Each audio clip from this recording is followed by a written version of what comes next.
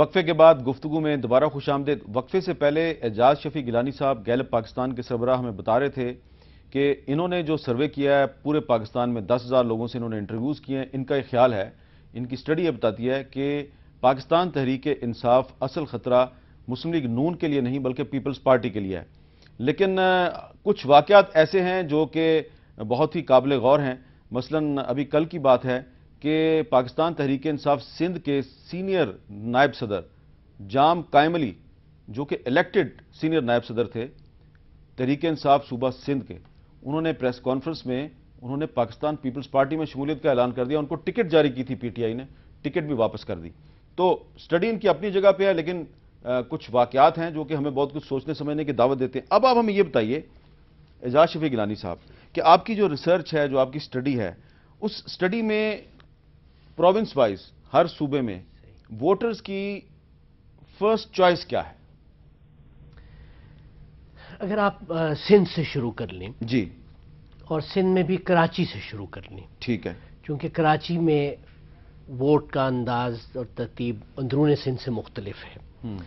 تو جیسے آپ کی یہ یہاں سلائیڈ بھی بتا رہی ہے، اس میں اس وقت کوئی 45% کہتے ہیں کہ ان کی پہلی پسند ایم کیو ایم ہے۔ اچھا، اب یہ گزشتہ 3 انتخابات سے 93 میں ایم کیو ایم نے حصہ نہیں لیا تھا، لیکن 97 اور 2002 2008 اس میں مجموعی ووٹ جو پڑے تھے اس کا بھی ایم کیو ایم کو 42% ملا تھا۔ ٹھیک ہے، اس لیے ایم کیو ایم کے معاملے میں کوئی بڑی تبدیلی نہیں ہے۔ البتہ جو گزشتہ 3 انتخابات کے مجموعی ووٹوں میں پیپلز پارٹی کو 19% ملا تھا۔ اب مارچ 2013 میں صرف 10% یہ کہتے ہیں کہ وہ پیپلز پارٹی کو ووٹ دیں گے، جبکہ اس سے زیادہ 11% کراچی شہر میں کہتے ہیں کہ وہ پی ٹی آئی کو ووٹ دیں گے۔ یہ وہی گیلانی صاحب ڈیوائیڈ ہوا۔ تو جو پیپلز پارٹی کا ووٹ ہے وہ 2 حصوں میں تو تقسیم۔ کراچی میں پی ٹی آئی کا ووٹ پیپلز پارٹی سے زیادہ ہے؟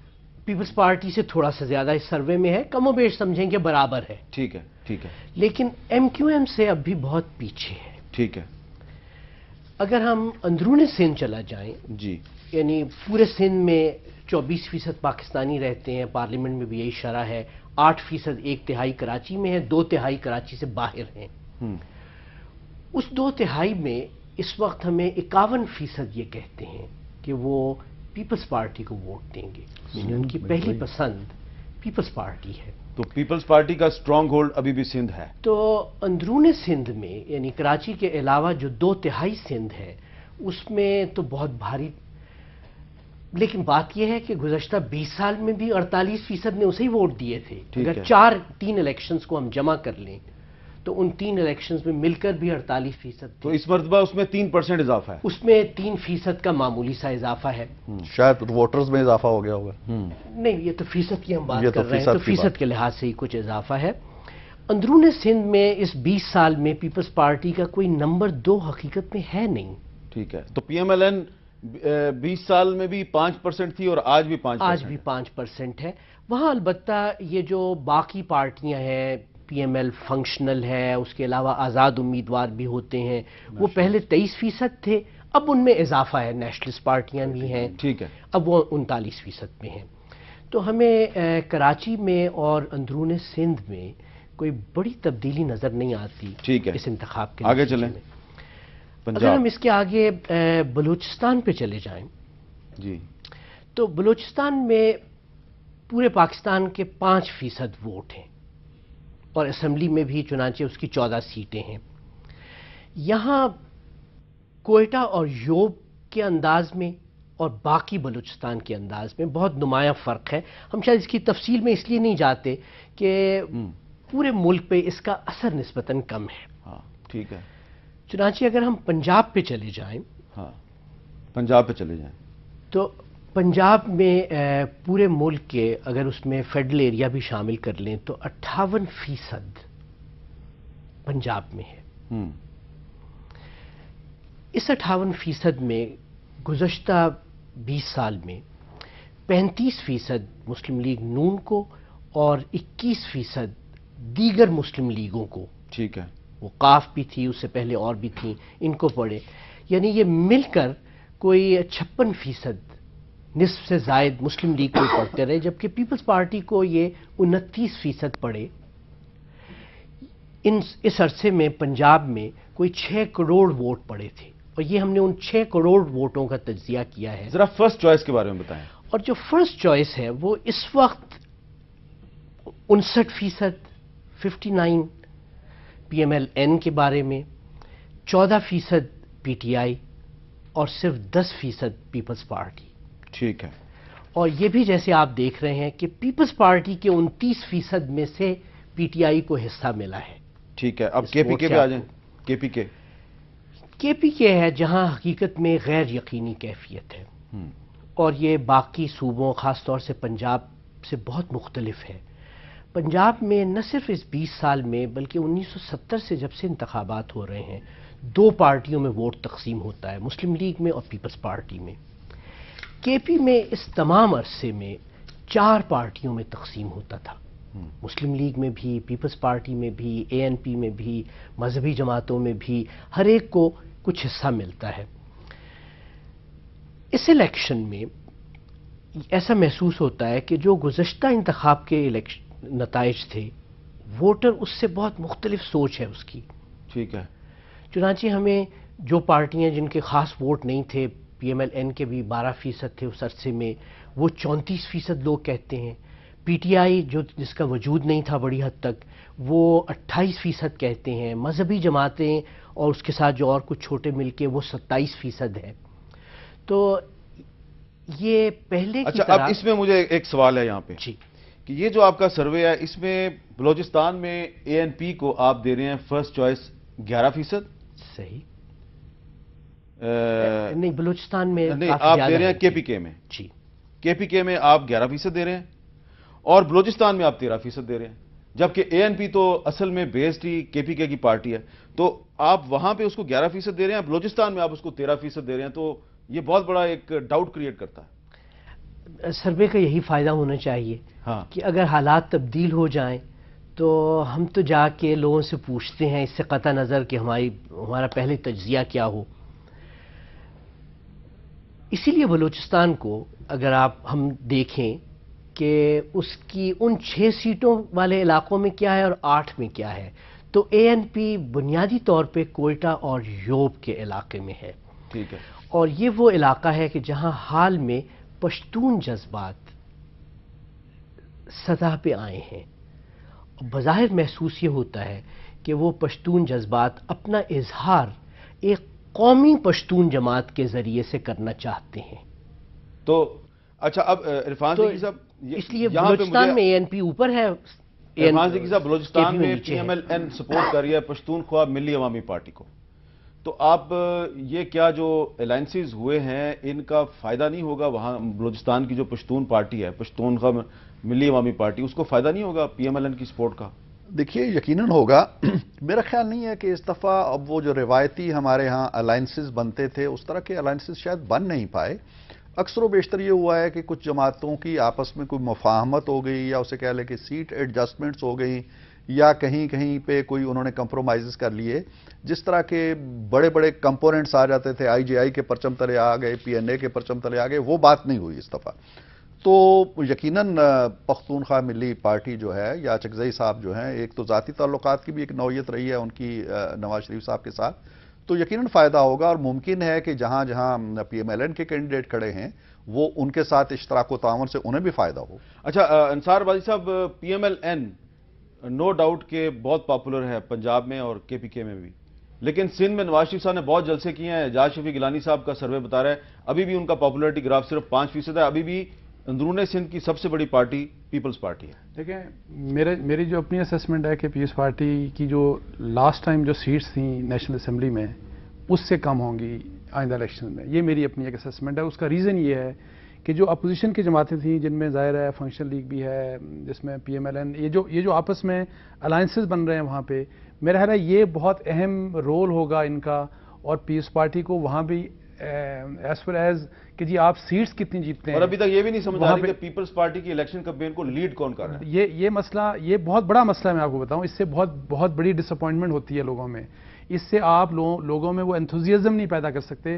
سو میرا خیال ہے کہ اس کی وجہ تو وہاں پہ طالبان کا تھریٹ بھی ہے نا. دیکھیں یہ بھی ہے, لیکن دیکھیں سب سے بڑی اس کا ریزن یہ ہے کہ ان کی اپنی انکمپیٹنس. جو 5 سال ان پولیٹیکل پارٹیز نے اس ملک کے ساتھ کیا, میرا خیال ہے ان کی سزا ووٹرز کو ان کو دینی چاہیے.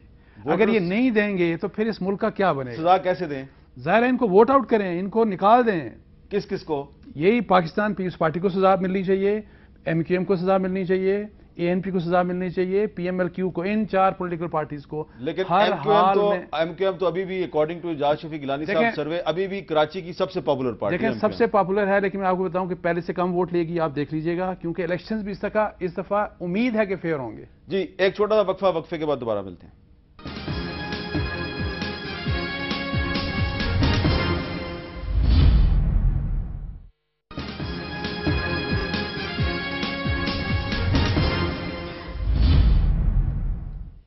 وقفے کے بعد کیپٹل ٹاک میں دوبارہ خوش آمدید. ہم بات کر رہے ہیں گیلپ پاکستان کے لیٹسٹ سروے کے بارے میں. یہ سروے صرف 10,000 پاکستانیوں کے انٹرویوز پر مشتمل ہوتا ہے, اور یہ الیکشن کا ایگزیکٹ رزلٹ ہم نہیں کہہ سکتے, لیکن اس رزلٹ کا مقصد یہ ہوتا ہے کہ ہم ڈسکشن کر سکیں اور اس پہ سوچ بچار کر سکیں. ہمیں ایک بنیاد مل جاتی ہے کہ جس پہ ہم اپنی ڈسکشن کو آگے بڑھا سکتے ہیں. اور انصار بازی صاحب کہہ رہے ہیں کہ اگلے 15 دن کے اندر الیکشن کا جو ماحول ہے وہ اگر تبدیل ہو گیا اور ووٹرز کا ٹرن آؤٹ بہت بڑھ گیا تو ہو سکتا ہے اعجاز شفیق گیلانی صاحب کا یہ سروے جو ہے یہ بالکل ہی غلط ثابت ہو جائے. لیکن اس وقت کے دن تک اس کے جو نتائج ہیں اس پہ ہم بات کر رہے ہیں. گیلانی صاحب یہ جو نتائج ہیں اگر ان کو سامنے رکھیں تو ایسا لگتا ہے کہ کسی ایک پارٹی کو کلیئر میجورٹی نہیں مل رہی اور اگلی حکومت بھی ایک مخلوط حکومت ہوگی. جی میرا خیال ہے جو بات یقینی ہے وہ یہ کہ اگلی حکومت مخلوط ہوگی. کتنے ووٹ ملیں گے یہ بھی غیر یقینی ہے. لیکن عمران خان کے سپورٹرز کہتے ہیں ہم کلین سویپ کریں گے. سیٹیں بھی غیر یقینی ہیں. لیکن اگر آپ ملک کی ساخت دیکھیں تو کراچی اور سندھ میں اور طرح کے ہیں 24%, 58% پنجاب میں اور طرح کا ہے, یہ مل کے 80% بن جاتا ہے. 15% اور 5% بلوچستان, اس میں اور طرح کے رنگ ہیں. بلوچستان میں بہت سی سیٹیں ایسی ہیں جہاں PTI نے اپنے امیدوار کھڑے نہیں کیے, PMLN نے اپنے امیدوار کھڑے نہیں کیے, پیپلز پارٹی نے اپنے امیدوار کھڑے نہیں کیے. اس لیے ایک بات یقینی ہے کہ حکومت مخلوط ہوگی. اگر فرض کریں کہ کسی ایک جماعت کو اکثریت مل بھی جائے تو وہ بھی ایک صوبے میں ملے گی. جسے پنجاب میں ملے گی اسے کراچی اور سندھ میں نہیں ملے گی, جسے کراچی اور سندھ میں ملے گی اسے پنجاب میں نہیں. یہ پاکستان کے لیے اچھا ہے یا برا ہے؟ میری رائے میں اچھا ہے. اس لیے کہ پاکستان بہت بڑا ملک ہے اور اس میں مختلف علاقے ہیں, ان کے مختلف مسائل ہیں. ان کے جذبات کے اظہار کے لیے یہ اچھا ہے کہ مقامی جماعتیں اپنے علاقے سے نکلیں اور اسلام آباد میں پہنچیں اور ایک دوسرے کے ساتھ رہیں. چنانچہ مخلوط حکومت کا بننا میرا خیال ہے کہ پاکستان کی سیاست کے لیے اچھا ہے. البتہ یہ کہ مخلوط حکومت کو چلانے کے لیے انتخابی مہم میں ایک دوسرے کے بارے میں اتنی شدت نہیں ہونی چاہیے کہ جو بات یقینی ہے کہ کل مل کر حکومت کرنی ہے وہ مشکل ہو جائے. آپ کہہ رہے ہیں یہ بات یقینی ہے کہ کل مل کر حکومت کرنی ہے؟ میرے خیال میں اگر کسی چیز کو آپ یقینی کہہ سکتے ہیں تو یہ ہے کہ کل مل کر حکومت. آپ کا کیا خیال ہے عرفان صدیقی صاحب کہ کیا ایسا ممکن ہے کہ الیکشن کے بعد PMLN اور پیپلز پارٹی کو مل کے حکومت کرنی پڑے؟ کیونکہ عمران خان صاحب تو کہہ رہے ہیں کہ میں تو کسی کے ساتھ مل کے حکومت نہیں کروں گا. جی ہاں, انہوں نے تو واضح اعلان کر دیا ہے کہ وہ بھاری اکثریت لے کے آئیں گے اور خود حکومت کریں گے اور کسی دوسری جماعت سے اتحاد نہیں کریں گے. لیکن گیلانی صاحب کی بات میں بڑا وزن ہے. دیکھیے ایک تو ہے نومیریکلی اگر آپ دیکھیں کہ جی ایک پارٹی 172 173 سیٹیں لے جاتی ہے اور وہ اس پوزیشن میں آ جاتی ہے کہ اپنی حکومت خود بنا لے, لیکن یقینی طور پر اس کی اکثریت جو ہے وہ ایک صوبے سے ابھرتی ہے, پنجاب سے ابھر کے آتی ہے. اب باقی تینوں صوبوں میں اگر اس کی حکومت نہیں بنتی تو ظاہر ہے ان تینوں صوبوں کے کچھ جو الیکٹڈ لوگ ہیں یا پارٹیاں ہیں ان کے ساتھ اشتراک و تعاون چاہیے. تو 172 لینے کے باوجود بلکہ 200 لینے کے باوجود بھی یہ ضروری ہوگا کہ کچھ عناصر کو وہ اپنے ساتھ ملائیں تو وہ ایک مخلوط حکومت ہوگی. یہ بڑا اچھا ہے پاکستان کے لیے. ٹھیک ہے, لیکن یہ توقع رکھنا کہ کوئی پارٹی سویپ کر جائے گی اور وہ کسی کی شرکت کے بغیر اپنی حکومت قائم کر لے گی, پتہ نہیں یہ خواب ہو سکتا ہے، تصور ہو سکتا ہے. کہہ رہے ہیں اگر ٹرن آؤٹ زیادہ ہو گیا تو نہیں دیکھیں، ٹرن آؤٹ کا بھی جو معاملہ ہے نا احمد میر صاحب، یہ تو اس ہائپوتھیسس پہ کام کر رہے ہیں نا کہ اگر 40 سے 50% ٹرن آؤٹ ہوتا ہے، 50 سے زیادہ نہیں چلیں 60 ہوتا ہے، چلیں یہ اس تصور پہ یہ کہہ رہے ہیں کہ اگر 40 سے 60 ہوتا ہے تو جو 20% بڑھے گا وہ سارے کا سارا پی ٹی آئی کو ملے گا. یہ اس تصور پہ کام کر رہے ہیں نا. یہ ضروری نہیں ہے کہ جو 20% بڑھے گا وہ ایک پارٹی کا رخ کرے گا، ہو سکتا ہے وہ اسی ریشو سے تقسیم ہو جائے. بھائی صاحب ایک اور بہت اہم فیکٹر ہو گیا ہے، الیکشن میں پرویز مشرف صاحب حصہ نہیں لے رہے، لیکن ان کی گرفتاری اور ان کا ٹرائل جو ہے اس پر بہت سی سیاسی جماعتوں کے قائدین جو ان کو تبصرہ کرنا پڑ رہا ہے. ایم کیو ایم وہ واحد جماعت ہے جو کہ کہہ رہی ہے کہ مشرف صاحب کو فیئر ٹرائل ملنا چاہیے، اور چوہی شجاعت صاحب کہہ رہے ہیں کہ جو ان پہ آرٹیکل 6 کے تحت مقدمہ چلایا گیا تو بہت بڑا پنورا باکس کھل جائے گا.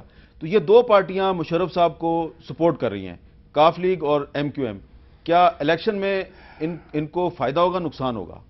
دیکھیں پہلے تو یہ کہ صرف یہ نہیں سپورٹ کرے، ان کے اوپر تو خیر مہربانیاں رہیں مشرف صاحب کی بہت زیادہ، لیکن کیا پاکستان پیپلز پارٹی نے اور جو پچھلی گورنمنٹ تھی انہوں نے سپورٹ نہیں کیا کہ مشرف صاحب کو بھگایا ملک سے، اور پھر ابھی آ کے بات کرتے ہیں اور کہ ان کا ٹرائل ہونا چاہیے، جو کہ میری سمجھ سے بالا تر ہے کہ جب آپ کی حکومت تھی سب آپ کو کرنا چاہیے تھا، اس وقت آپ نے کیوں نہیں کیا، اور ابھی آپ ایک ایسا سٹانس لے رہے ہیں جس سے تاکہ لوگ خوش ہو جائیں. سو اینی ہاؤ دیکھیں مشرف صاحب پالیٹکس میں، پاکستانی پالیٹکس میں میری دانش میں کہیں ایگزسٹ نہیں کرتے. نہیں لیکن ان کی حمایت یا ان کی مخالفت کرنے کا تو اثر پڑے گا نا الیکشن. یہ جو کراچی کے تو حالات ہی ڈیفرنٹ ہیں. دیکھیں کراچی کے حالات ڈیفرنٹ ہیں، ایم کیو ایم کی بہت زیادہ ڈومیننس ہے وہاں پہ تو بہت، لیکن آپ کیو لیگ کو آلریڈی اتنی سزا مل چکی، اور میرا خیال ہے کہ اگر یہ مزید انہوں نے اپنی محبت کا اظہار کیا ان کے لیے مشرف صاحب کے لیے تو جو 2 4 5 سیٹوں کے چانسز بنتے ہیں، میرا خیال ہے اس سے بھی ان کو ہاتھ دھونا پڑے گا. بیکاز ٹھیک ہے ٹویٹرز کے اوپر، فیس بک کے اوپر بہت پاپولر ہیں جنرل مشرف، لیکن میں آپ کو بتاؤں کہ اس ملک میں جو انہوں نے کیا اس ملک کے ساتھ، ان کی جو کرائم لسٹ ہے وہ اتنی لمبی ہے کہ میرا خیال ہے کہ کسی بھی پولیٹیکل پارٹی کے لیے پولیٹیکلی ان کے لیے مناسب نہیں کہ وہ اپنے آپ کو الائن کریں ان کے ساتھ. لیکن صدیقی صاحب، لیکن بات یہ ہے کہ اگر ایم کیو ایم کے لیڈر الطاف حسین صاحب نے مشرف صاحب کے حق میں بیان دیا ہے، فیئر ٹرائل کی بات، اس کا مطلب یہ ہے کہ ان کو اپنے ووٹرز پہ یقین ہے. اور فیئر ٹرائل کی بات کریں اس میں کیا غلط بات ہے؟ فیئر ٹرائل کی بات ہے اور ہم سب کہتے ہیں ملنا چاہیے، اس میں ایسی کوئی بات نہیں. چودھری شجاعت صاحب نے ایک بڑا میننگ فل بیان دیا ہے، اس کا بھی کم و بیش مطلب یہی ہے کہ جی ہمیں زیادہ پرجوش ہونے کی ضرورت نہیں ہے. لیکن ایک چیز ذہن میں ہمیں رکھنی چاہیے کہ مشرف صاحب کا، جیسا انصار عباس صاحب کہہ رہے ہیں، ہماری سیاست کے اندر، بلکہ سیاست کو چھوڑ دیں، ہمارے قومی معاملات کے اندر، ہماری کسی بھی صورتحال صورت گری کے اندر ان کا کوئی کردار نہیں ہے. ہمارے ہاں کے ڈکٹیٹر جو ہوتے ہیں نا، وہ لمبی لمبی حکومتیں کرتے ہیں، آتے ہیں تو 8 8 9 9 10 10 11 سال حکومتیں کرتے ہیں، لیکن جس دن حکومت ان کی ختم ہوتی ہے نا اس دن وہ پولیٹیکلی دفن ہو جاتے ہیں. ہمارے ہاں کوئی ڈکٹیٹر کبھی پلٹ کے نہیں آیا. ان صاحب نے غلطی کی، یہ بھی کسی مخصوص جماعت کی طرح میں نام نہیں لے رہا، شاید انصار بھائی صاحب کو اچھا نہ لگے، وہ ٹویٹر پہ اور فیس بک پہ اور انٹرنیٹ پہ رہے اور اسی پہ تکیہ کر کے انہوں نے جہاز پکڑا اور تشریف لے آئے. یہاں ٹویٹر نہیں تھا، یہاں فیس بک نہیں تھی، یہاں انٹرنیٹ نہیں تھا، یہاں تو گلیاں کوچے تھے، عدالتیں تھیں، کچہریاں تھیں، وکیل تھے، نعرے تھے. اب انہیں پتا چلا ہے کہ میں تو کسی اور دنیا میں آ گیا ہوں. سو اس کا کوئی رول نہیں ہے سیاست کے اندر. نہ وہ کسی کو فائدہ پہنچا سکتا ہے، نہ کسی کو نقصان پہنچا سکتا ہے. لیکن گیلانی صاحب اس سوال پہ آپ کیا کہیں گے کہ پرویز مشرف صاحب جو ہیں وہ جب کسی عدالت میں پیش ہوتے ہیں تو وہاں پر وکلا اور ان کے حامیوں کے درمیان لڑائی نہیں ہونی چاہیے، اور وکلا کو پرویز مشرف کے حامیوں کے ساتھ وہ رویہ اختیار نہیں کرنا چاہیے جو پرویز مشرف کے دور میں ان کی حکومتی ایجنسیاں، پولیس اور انٹیلیجنس ایجنسیاں وکلا کے ساتھ اور صحافیوں کے ساتھ رویہ اختیار کیا کرتی تھیں. مارا جاتا تھا، پیٹا جاتا تھا. تو وہی کام جو مشرف صاحب کر کے ان پاپولر ہوئے، وہی کام اگر وکیل کریں گے تو فرق کیا ہے؟ جی آپ نے اس پہ لکھا بھی ہے، میں نے پڑھا تھا وہ مضمون، اور میرا خیال ہے بالکل مناسب آپ نے وہ لکھا اور کہہ رہے ہیں. پرویز مشرف کی انتخابی سیاست میں کوئی حیثیت نہیں ہے. تو یہ جو آپ کا سروے ہے اس میں آل پاکستان مسلم لیگ کہیں پہ نہیں ہے؟ آل پاکستان مسلم لیگ کا تو ووٹ دینے کے معاملے میں کہیں حیثیت نہیں ہے. البتہ ایک طبقہ ہے کہ جو جنرل پرویز مشرف کو ایک اہم رہنما مانتا ہے. بعض لوگ حمایت بھی کرتے ہیں ایک شخص کے طور پہ، لیکن انتخابی طور پہ وہ بے وقت ہیں. قانون کی حکمرانی کے بحال ہونے میں اور ملک کے اندر ایک اخلاق پہ مبنی سیاست کے آغاز ہونے میں اس معاملے میں اہم ہے. آپ جس ماضی میں جو بھی ہوتا رہا، لیکن اگر ہم مستقبل میں اخلاق پہ مبنی سیاست چاہتے ہیں. ایم کیو ایم اور کاف لیگ نے تھوڑا مبہم انداز میں سپورٹ کیا. ایم کیو ایم نے کھل کے کہا کہ جی ان کو ایک فیئر ٹرائل ملنا چاہیے. ایم کیو ایم کو اس کا فائدہ ہوگا، نقصان ہوگا؟ میرا خیال ہے کہ نہ فائدہ ہوگا نہ نقصان ہوگا. البتہ پرویز مشرف کے ساتھ خراب سلوک کرنے سے ملک میں قانون کی حکمرانی کو نقصان ہوگا، یا پرویز مشرف کو معاف کر دینے سے قانون کی حکمرانی کو نقصان ہوگا. تو نہ ان کو معاف کیا جائے اور نہ ہی ان کے ساتھ کوئی غیر قانونی حرکت حرکت کی جائے. پرویز مشرف ایک مثال ہونی چاہیے، ایک حد فاصل ہونی چاہیے ہماری ماضی کی سیاست میں اور مستقبل کی سیاست میں. اس وقت پرویز مشرف کی سب سے بڑی خدمت یہ ہوگی کہ وہ دیوار ہوں کہ جو ہمیں اپنے ماضی سے مستقبل کی طرف منتقل ہونے میں مدد دے دے. امکان کیا لگ رہا ہے کہ ان کا ٹرائل یہ حکومت کرے گی یا آنے والی حکومت کرے گی؟ ان کا وجود تو آنے والی حکومت کا ٹرائل ہوگا.